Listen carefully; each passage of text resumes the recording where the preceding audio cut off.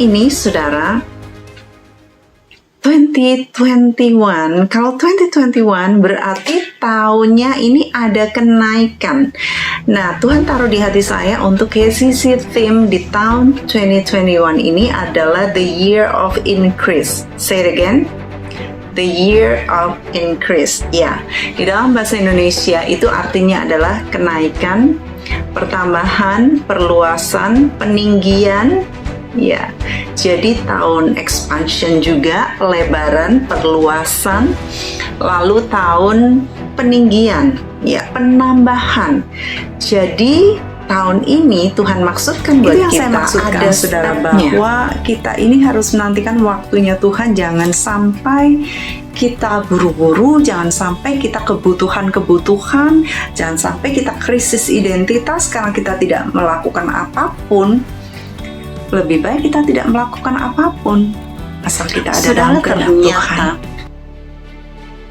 Kita ini harus mendengar perintah Tuhan dengan sangat detail. Benang dan peniti pun Dia tidak biarkan di dalam pikiran manusia untuk mereka menentukan warna dan ukurannya. Maksudnya begini, Tuhan itu meminta agar kita itu saya bicara mengenai letterlekan tahun ini, dari awal tahun ini saya bicara mengenai bagaimana kita mengikuti perintah Tuhan secara letterlek. Kalau firman Tuhan sudah mengatakan kepada kita jangan, lebih baik kita ikutin perintah Tuhan. Gak usah muter-muter cari konfirmasi, cari hamba-hamba Tuhan yang membenarkan saudara yang akan melanggar berlawanan dengan firman Tuhan. Tetapi kalau Tuhan bicara seperti kepada Musa, pergilah, maka saudara jangan sekali-kali melanggar firman Tuhan untuk argue sama Tuhan. Argumen sama Tuhan tidak akan mendatangkan kebaikan bagi kita. Saudara lebih baik berdoa, nanya kepada Tuhan, lalu minta kekuatan Roh Kudus dan taat, lakukan sesuai dengan yang firman Tuhan sampaikan kepada saudara.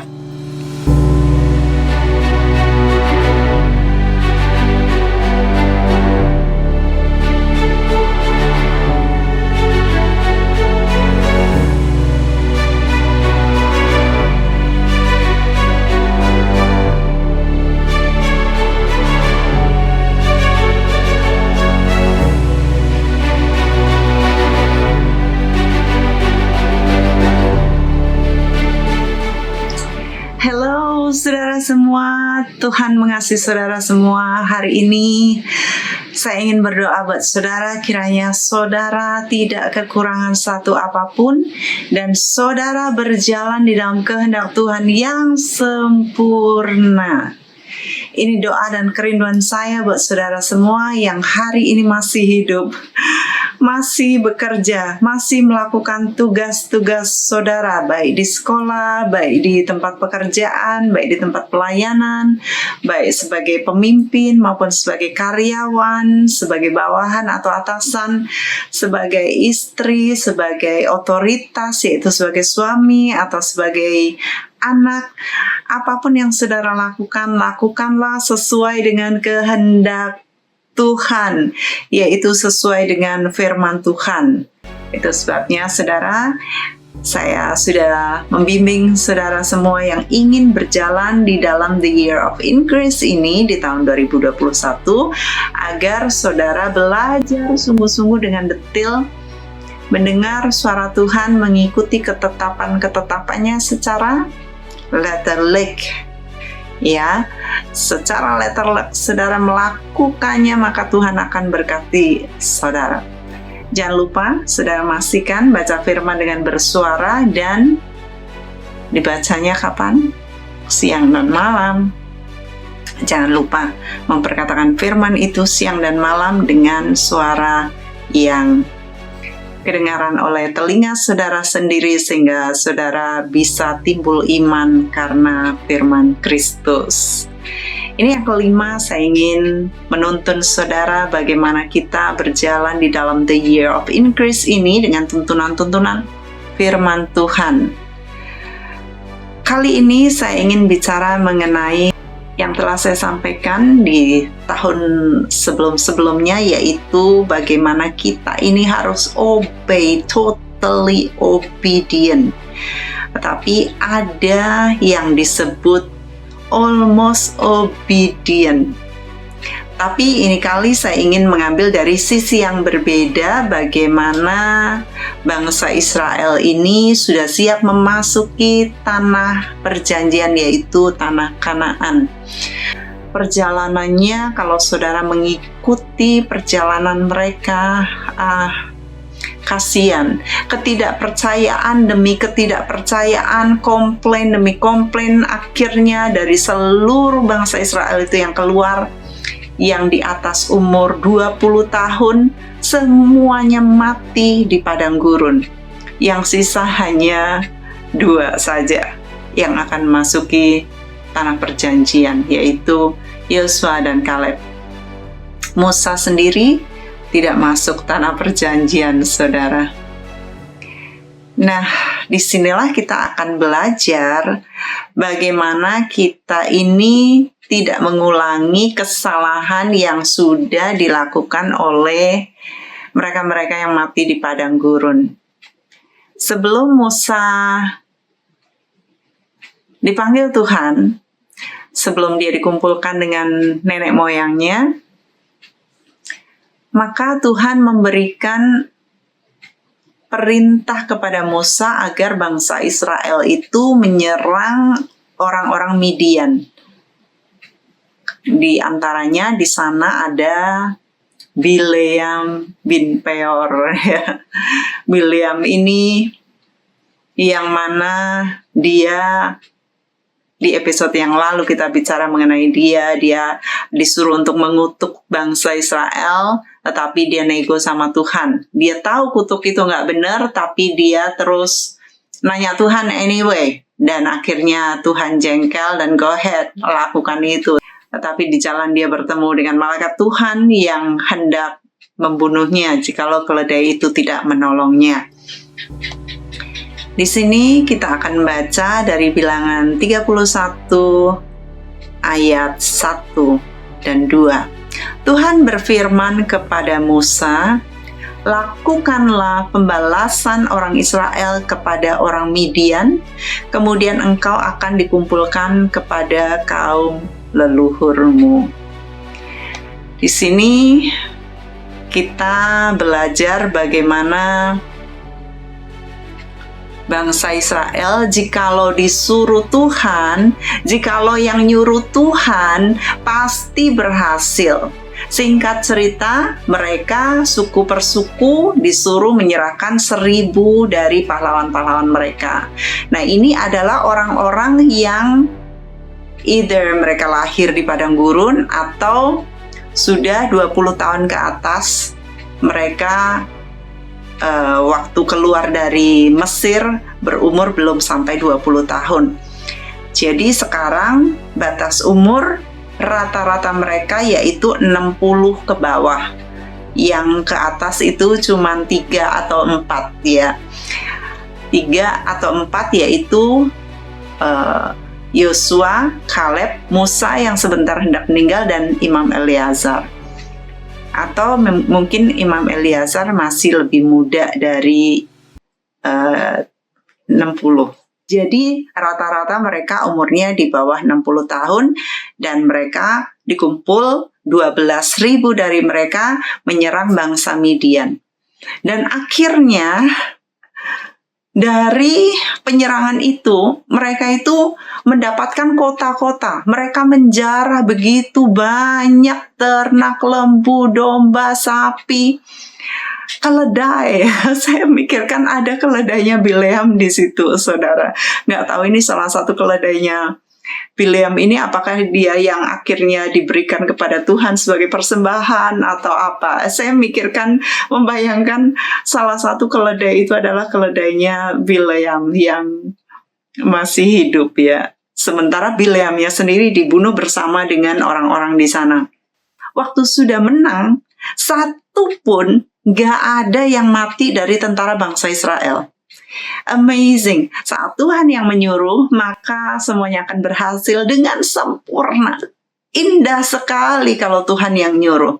Tapi kalau bukan Tuhan yang nyuruh, mereka coba-coba seperti mereka pernah lakukan itu pada saat 12 pengintai itu mereka datang dengan kabar yang busuk, dan akhirnya Tuhan bunuh 10 pengintai itu, dan bangsa Israel ini hendak menyerbu dan mereka malah kalah. Nah, ini kali karena Tuhan yang berfirman, itu dia. Ini dia yang ingin saya berulang-ulang kali tekankan di tahun increase ini, saudara, agar kita hanya melakukan saat Tuhan berfirman. Caranya gimana? Caranya saya sudah sampaikan di episode sebelum-sebelumnya. Caranya gimana kita dengar suara Tuhan? Nah, kali ini karena mereka melakukan kehendak Tuhan dengan sempurna, mereka nggak takut, mereka nggak gentar. 12.000 melawan bangsa Midian yang begitu banyak, raja-rajanya semuanya mereka bunuh.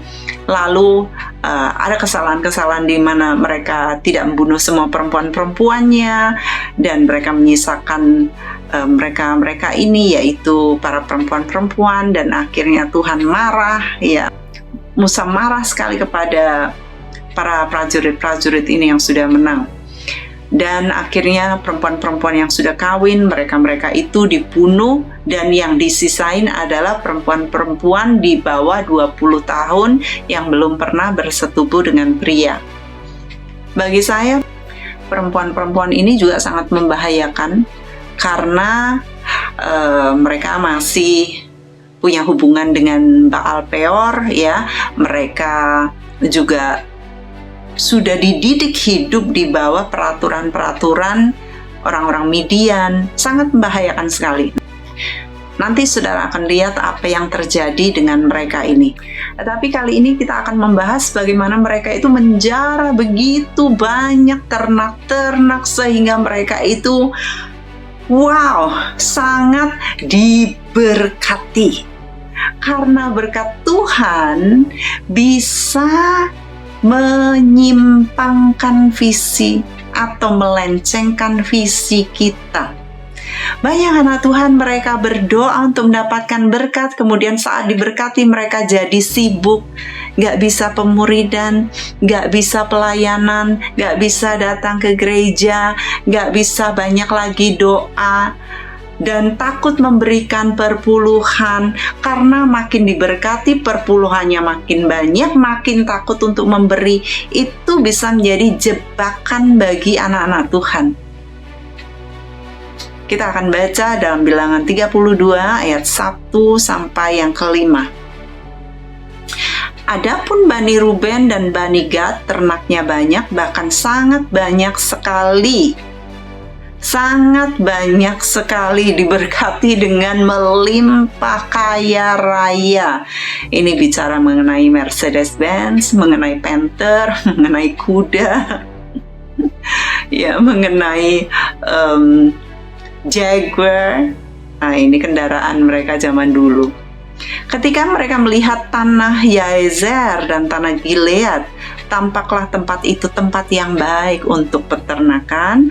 Lalu datanglah Bani Gad dan Bani Ruben dan berkata kepada Musa, Imam Eleazar dan para pemimpin umat itu, Atarot, Dibon, Yaezer, Nimrah, Heshbon, Aleale, Sebam, Nebo dan Beon, negeri yang telah dikalahkan oleh Tuhan untuk umat Israel, itulah suatu negeri yang baik untuk peternakan, dan hamba-hambamu ini memang ada ternaknya. Lagi kata mereka, jika kami mendapat kasih-Mu, biarlah negeri ini diberikan kepada hamba-hambamu ini sebagai milik. Janganlah kami harus pindah ke seberang sungai Yordan. Visinya Tuhan apa? Membawa mereka ke seberang sungai Yordan, ke Kanaan. Ini sudah hampir, saudara. Ini sudah tahun ke-40. Musa sudah hampir meninggal. Tinggal sebentar lagi. Ini adalah tugas akhir Musa, yaitu menyuruh mereka itu memerangi bangsa Midian. Setelah itu ada tugas-tugas Musa yang seperti menuliskan beberapa nama suku-suku, keturunan-keturunannya, lalu memberikan kepada mereka peraturan-peraturan mengenai orang Lewi, mengenai bagaimana pembunuh itu nanti lari, dan tanah-tanahnya. Nanti kita akan baca juga bagaimana ukuran-ukuran kotanya bagi orang Lewi, hasta-hastanya di sana itu sangat detail sekali. Tuhan memberikan peraturan lewat Musa sebelum Musa dipanggil Tuhan. Dan di sini kita belajar bagaimana yang seharusnya bangsa itu tinggal sedikit aja, mereka itu nggak obey. Itulah sebabnya saya sebut almost obedient. Mereka hampir aja taat. Kalau hampir taat artinya apa, saudara? That's right, gak taat. Gak obedient at all. Bagi Tuhan gak ada gunanya. Mereka udah berjalan itu 40 tahun. Minus berapa bulan. Seharusnya mereka nyebrang, tetapi karena matanya, karena keinginannya, karena hatinya bengkok, karena tidak fokus, mereka meminta tanah ini yang mereka lihat dengan mata jasmani mereka. Hati-hati dengan mata jasmani. Itu sebabnya tahun 2020 saya mengajarkan mengenai PV 2020, yaitu perfect vision. Kita belajar agar mata rohani kita ini perfect, melihat dengan jelas kebenaran firman Tuhan supaya kita nggak salah di dalam langkah-langkah kita. Langkah kehidupan kita ini sangat penting, saudara. Penting, very important. The most important of all. Kita ini harus sesuai berjalan di dalam kehendak-kehendaknya Tuhan yang sempurna. Ingat, peniti dan benangnya, ukurannya dan warnanya tidak diberikan kepada pemikiran manusia. Tuhan mau agar kita totally menyerahkan kepada Tuhan langkah-langkah kita, sekalipun sulit. Tetapi bangsa ini merengek karena apa? Mereka beralasan again and again. Mereka berkata, well, you know, berkat yang kami terima dari Tuhan begitu banyak, itu sebabnya tempat ini cocok bagi kami. Hati-hati jikalau saudara meminta berkat dari Tuhan, saudara mendapatkan berkat dari Tuhan, itu bisa menjadi jebakan bagi begitu banyak anak-anak Tuhan dan hamba-hamba Tuhan di seluruh dunia. Itu sebabnya saudara mengetahui begitu banyaknya hamba-hamba Tuhan jatuh. Saya minta perlindungan Tuhan, minta mercy of God, minta ketajaman supaya saya ini jangan tergoda dengan semua berkat-berkat yang Tuhan berikan kepada saya. Minta kerendahan hati, minta ketaatan hati. Minta tiap kali siap daging ini diremukkan. Minta tiap kali kemampuan untuk memikul salib Kristus. Saya nggak mau setelah sekian lama pelayanan, setelah sekian lama Tuhan didik saya dan sekolahkan saya, sekian lama saya sudah naik turun mimbar, naik turun pesawat, dalam dan luar negeri kemana-mana, saya diberkati, kemudian saya nego sama Tuhan, saya making excuses sama Tuhan karena berkat-berkat itu. Ini menjadi pelajaran bagi saya. Saat saya diberkati, saya nggak mau beralasan kepada Tuhan. Akhirnya saudara, mereka menyimpang dari visi. Sebagaimana yang saya sampaikan tadi, saat mereka akhirnya tinggal di situ, mereka menikahi anak-anak Midian, mereka yang hidup dari Midian, mereka yang biasanya sudah terbiasa dibesarkan oleh orang tua mereka yang menyembah Baal Peor ini, maka mereka dengan mudah bisa mempengaruhi orang-orang Israel. Bahkan dulu aja, sebelum mereka memerangi aja, mereka itu sudah dilencengkan. Mereka sudah menyembah berhala Baal Peor. Bahkan salah satu dari pemimpin umat, pemimpin Puak, bisa berjalan di tengah-tengah Musa dan para penatua-penatua, bawa cewek, anaknya kepala Puak Midian juga, masuk ke kemah. Mau apa? Mau berzina. Ini perempuan-perempuan Midian ini nggak cukup membawa laki-laki, tentara-tentara, pemimpin-pemimpin Puak Israel, tidak cukup hanya menyembah Baal Peor. Mereka membuat bangsa Israel ini berzina. Dan akhirnya Pinehas dengan kecemburuan Tuhan, dia berlari mengejar ini pemimpin Puak yang membawa perempuan Midian. Dengan perempuan itu dia menusuk dengan tombaknya sampai mereka berdua mati. Maka surutlah amarah Tuhan.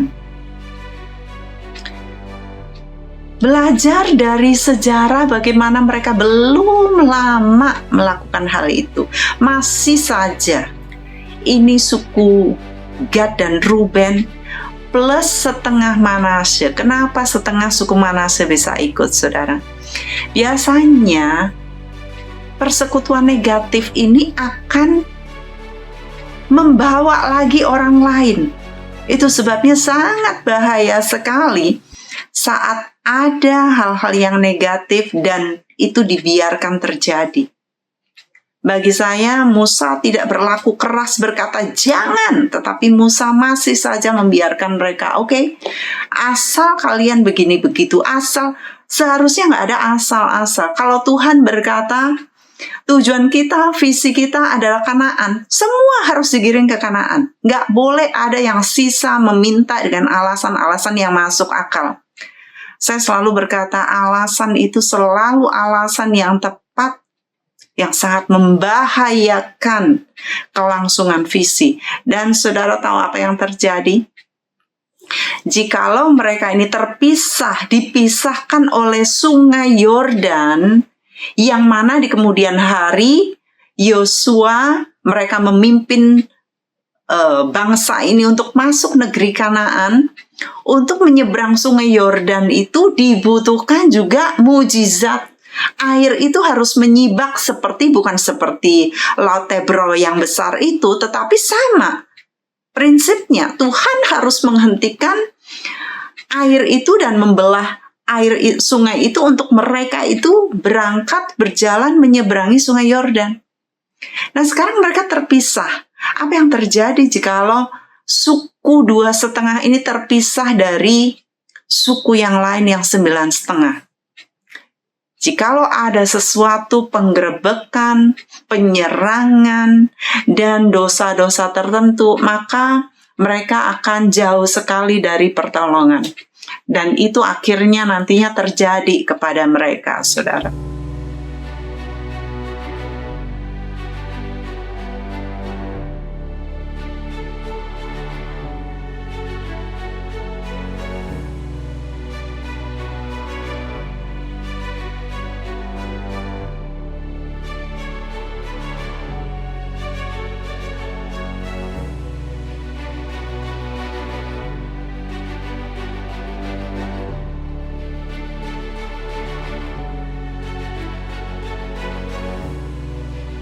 Sayang sekali, mereka harus tidak tuntas menjalani visi Tuhan. Seharusnya jikalau Tuhan berkata A, jangan nego A-. Harusnya tetap sampai di tujuan. Mereka hanya melihat dengan mata jasmaniah mereka. Dan bagi mereka ini tempat yang sangat baik bagi mereka. Mereka nggak ngerti di seberang Yordan sana jauh lebih baik. Kalau saudara pergi ke Israel, saudara pergi ke Yordan dulu ya, atau ke Mesir dulu, lewat mana tergantung ya. Saya udah beberapa kali ke Israel pimpin grup. Kalau nanti saudara memasuki Israel, saudara udah nyebrang perbatasan, saudara akan lihat tanah itu beda. Antara beberapa meter aja, yang sini gersang, yang Israel itu sangat-sangat hijau, diberkati. Saudara lihat mobil-mobilnya sangat beda sekali. Mobil di Israel itu baru-baru, yang di sini itu masih yang kuno itu. Masih yang ada tahun 70-an pun masih ada. Waktu saya di Mesir dijemput dengan mobil yang udah tua banget, butut banget. Lalu salah satu guide-nya itu nanya sama saya, "So you're from Indonesia? Kamu dari Indonesia?" "Iya." "What are you doing? Kamu akan ngapain ini di sini?" Saya bilang, "Kami akan tour." "Oh ya? Oh, saya taunya orang-orang Indonesia biasanya mereka jadi TKW, TKI gitu." "Di mana?" "Di Yordan." Makanya mereka jemput kami pakai mobil yang kurang bagus. Mereka pikir kami ya kayak TKW, TKI begitu. Saya berkata tidak, kami orang-orang Kristen, kami diberkati dan kami mau ziarah ke Israel. Kalau saudara melihat juga mereka di negara-negara sebelah-sebelah Israel, mereka buah-buahnya tidak sebagus, tidak sesegar, tidak sebesar Israel. Kalau saudara lihat ke salah satu perkebunan, kibut, ya di sana itu stroberinya itu segini, saudara. Stroberinya tuh gede banget, manis banget. Delimanya gede-gede banget, dibikin jus.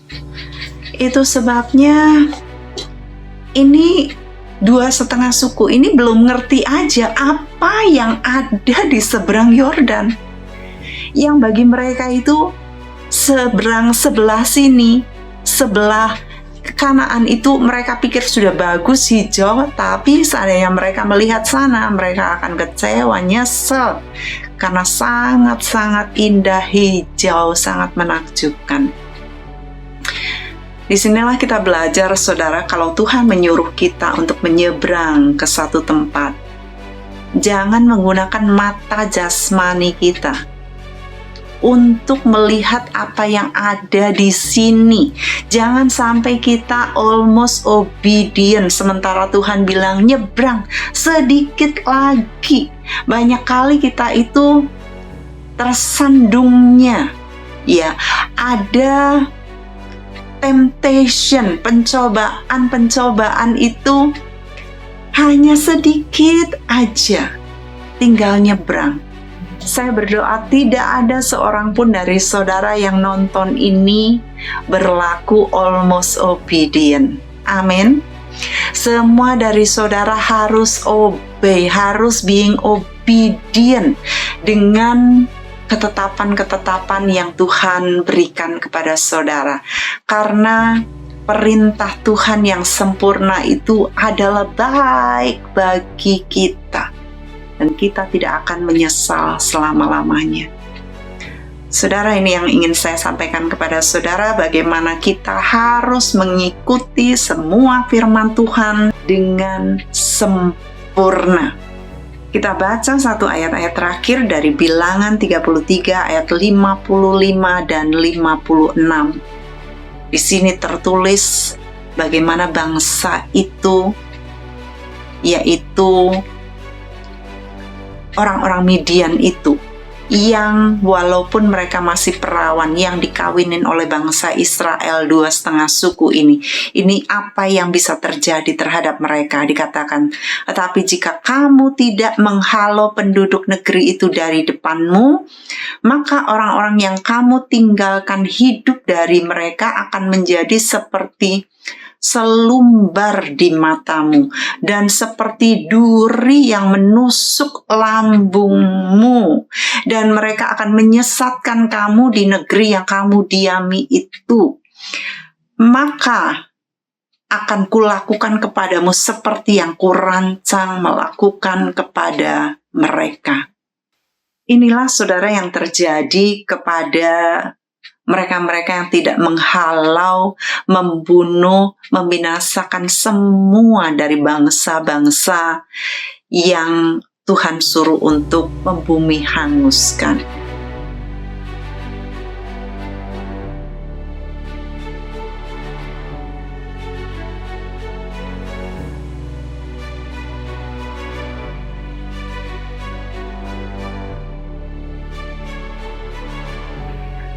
Aplikasinya bagaimana dengan kita?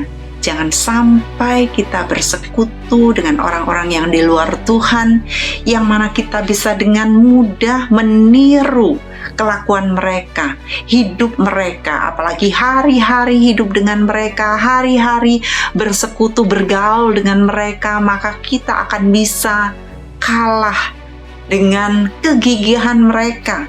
Mereka itu jauh lebih gigih dari kita. Itu sebabnya saya mengajarkan kepada saudara agar kita ini membaca firman Tuhan siang dan malam. Karena mereka itu berdoa bahkan 5, 6, sampai beberapa kali sehari. Mereka lebih gigih. Kalau saudara tidak lebih gigih dari mereka-mereka, maka saudara akan kalah iman dan perjalanan hidup saudara. Hari ini firman ini kiranya menolong saudara semua. Jangan sampai saudara almost obedient. Jangan sampai tinggal selangkah saja tetapi saudara memilih yang bukan kehendak Tuhan.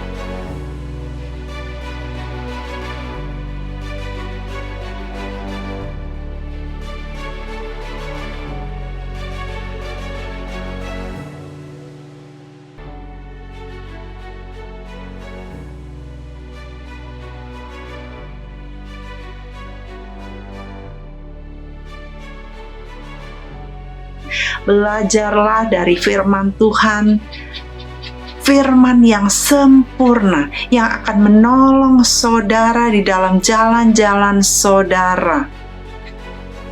Tuhan akan menolong saudara supaya saudara sampai kepada tujuan, yaitu melakukan visi Tuhan dengan detail, dengan sempurna, berapapun harga yang harus saudara bayar. Saya Magdalene Kawoco mendoakan saudara setiap hari supaya saudara bertumbuh di dalam roh, berjalan di dalam roh, dipimpin oleh roh, sampai kepada kesempurnaan. God bless you. Bye-bye.